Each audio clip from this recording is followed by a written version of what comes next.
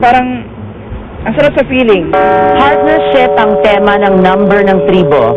Mamayang gabi, ipakita ninyo ang galing nyo sa entablado.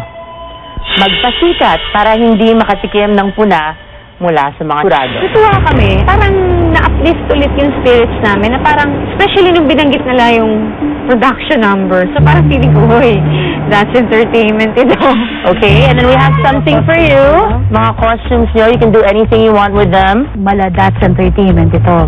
So, of course, sobrang excited si Chucky at si Isabel kasi, wow! Forte nila ito from Monday group at saka Wednesday group. This is my game! Okay. This is my game! Natuwa si Tita Maribel sa yung agad na sumigaw na, yes, this is my challenge. Tapos kami parang, okay, hindi challenge mo. Ang gagaling niya, alam ko, magaling ka rin dahil, no? Ito anak mo, magaling-galing din. Hindi ko alam kung magaling ka dahil. Anak mo magaling. Magaling din diskarte. Magaling magana, manalo kayo. At makarating kayo dun sa tuktok kasi napakagandang exposure ang mangyari sa inyo. Gabi-gabi kayo mapanood ng buong Pilipinas. Kaya maganda itong exposure nito. Kaya galingan ninyo. Yung mga ahas, bayaan mo na sila. Matulog ka sa putik. Gano'n na. Survivor yun eh. Wala kayong kinakain. Okay lang yun. Okay lang yun. At least sexy kayo. Oh. Diba? Wala na, hindi na ako beauty dito. Pangit-pangit ko na, puro na ako wrinkle. Ito isusin mo dahil. Kasi pag nandun ka lang sa top, ibang kapalit Para mo. sa anak mo rin, di ba? Diba? Sana huwag kayo mag-quit. Kasi pag quit kayo, ang pangit tingnan. Sumali kayo dito, dapat lahat ng challenge gawin nyo. Kaya kayo, ang maganda nyo, ang gagwapo nyo. Excited na kung mapanood kayo. And have fun. We're gonna watch the performance tonight. At huwag mag-quit. Huwag mag-quit. Kabubuhan yun dahil. Okay, bye. We'll see you later. Lang kami, in behalf of the tribe, Yes. gusto ko lang pasalamatan yung pagdalaw niyo dahil nakagaan ang aming pakita. Siyempre. Oh, wow. You encourage us so much. Okay, thank you rin. Nakaamoy kami ng mabango. Maganda ng mga ang gaganda nila. So, nakaka-inspire. Mananangin tayo. Wow, tuwa ako kasi may sinulid karayon, merong mga garter, merong mga tela, may gunting. Eh kasi alam mo, aral ako ng dressmaking. Nag-aral ako ng fine arts as a fashion designer. Kailangan natin ng parang lalabas na parang chieftain, parang master, ganun. Tapos parang Diyos. Kasi ito na iniisip natin na nagkawa mag-ano. Parang gusto ko parang drama. Pagkatapos yung halimbawa, ito default ko lang okay sa ito. Tapos yung final, kunwari si Arthur, na pin down mo na, may saksak na. Magagawa kayo ng parang judgment. Para basta lang masabi yung survivor sa song, masabi yung yung message na. Gusto namin kasi masaya naman, parang pamilya naman. Kasi nga, galing nga sa malungkot, may bagyo. It's my game! Pwede ba showgirl ako nung araw? Nakita nila na hindi naman pala ako ganun katraidor na pwede ko din naman sila na matulungan. Naging asset. For the first time, naramdaman ko asset ako sa grupo. Kuno. Ay, nagagawa kayo ng bahag, ha? Ganun, ha? Naka-G-string kayo, ha? Oo, ito tito ko rin. Gagawa kayo ng G-string, ganun, ha? Tita ka doon. Pwede ba ako maging high priestess? Pwede. Yung parang bakulaw na nakagano'n. Kanya-kanyang input ng ideas. Pero ako lang nag-choreograph. 1, 2, 3, 4, 5, 6, 7, 8. Si Art ay dating miyembro ng abstract dancer. Kasama nila Ding Dong.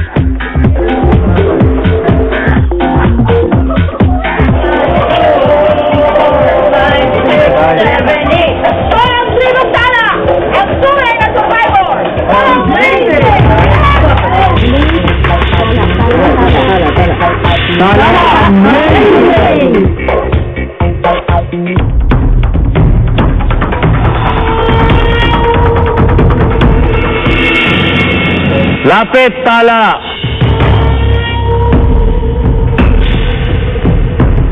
Bulan, ito na ang bagong tribong tala. Kung napapansin ninyo, wala na si Angelicopter at Jackie. Wala na rin si Ellen at Philo. Lahat sila nag-quit kagabi.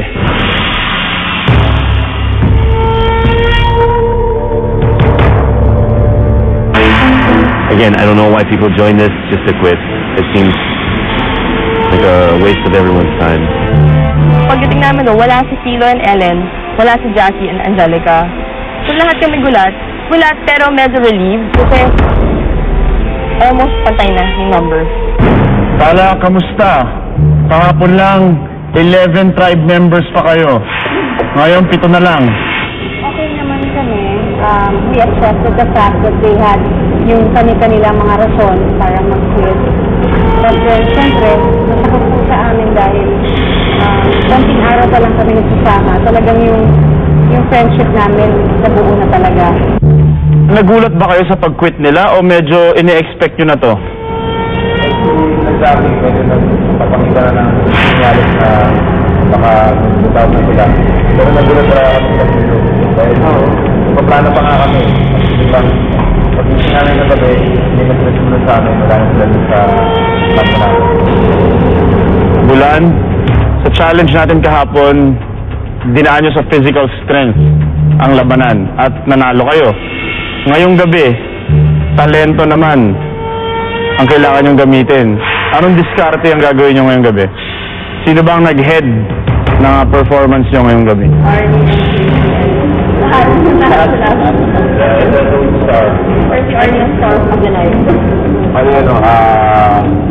Idadaan po namin sa OSS kung paano naging bulan. Okay, handa na ba kayo?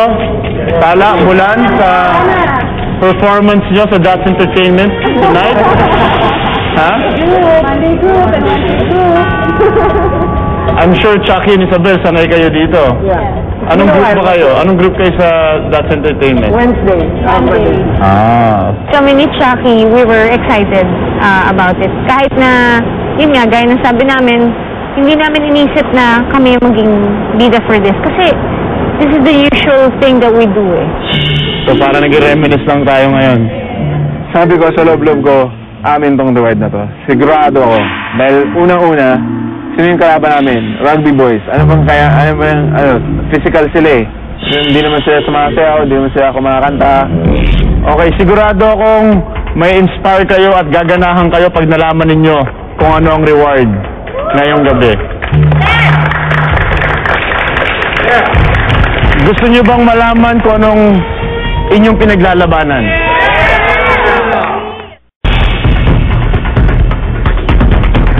Eto na.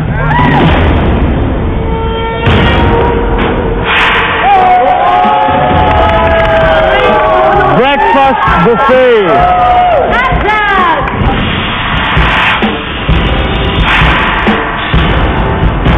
Sarap. Merong itlog, pandesal, daing, pusit, hotdog, gatas na fresh. Sobrang sarap talaga. Breakfast buffet, Palawan style. Wow, sarap barbecue, parang heaven. Kaya sabi namin sa atin na to, kasi ang ganda nga ng confident kami dun sa ginawa ng presentation. Grabe! As in talaga, sobrang lumaki yung mata ko, tumulo yung laway ko, at saka yung tiyan ko talaga nag-grug gumanon talaga yan nung nakita ko yung reward namin. Hindi lang yan. 3 egg-laying chicken.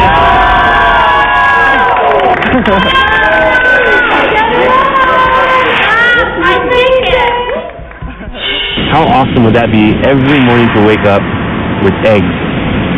Eggs. Awesome. Okay ba ang reward? Handa na kayo?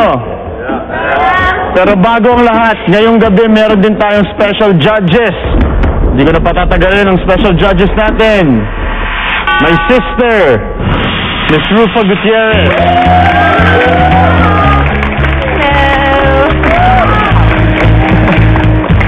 And my mom, Miss Annabel Rama Gutierrez.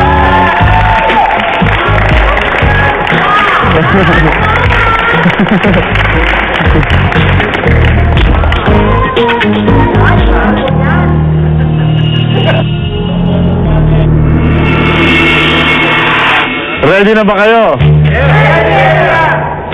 Bago ang lahat, meron tayong criteria for judging.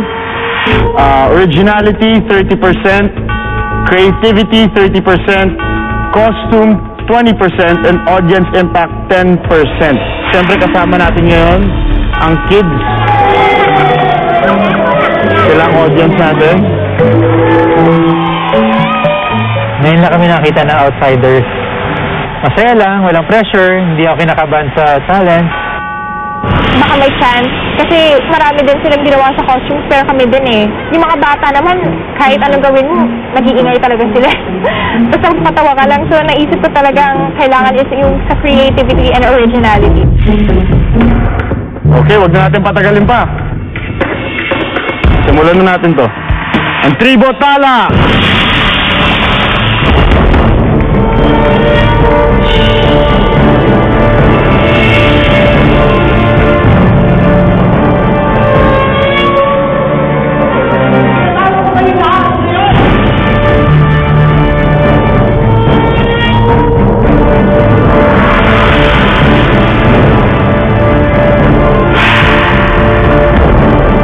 I was so jealous of their costumes now. They were gonna make us look like